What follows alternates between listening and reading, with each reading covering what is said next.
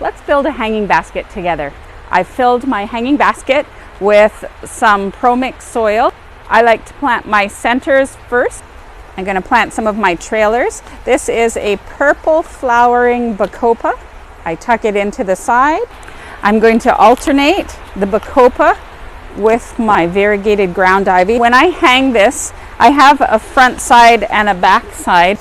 If your hanging basket is hanging in the center of your patio, you're going to evenly space all your guys. I'm tucking in some Heliotrope. I'm tucking these in, and these are just going to cascade along the back.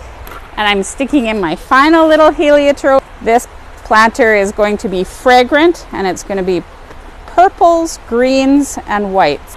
And then hang it on your deck. Keep it covered and a little bit sheltered until nighttime temperatures get to be above 10 degrees Celsius, and then it's ready to go for sun.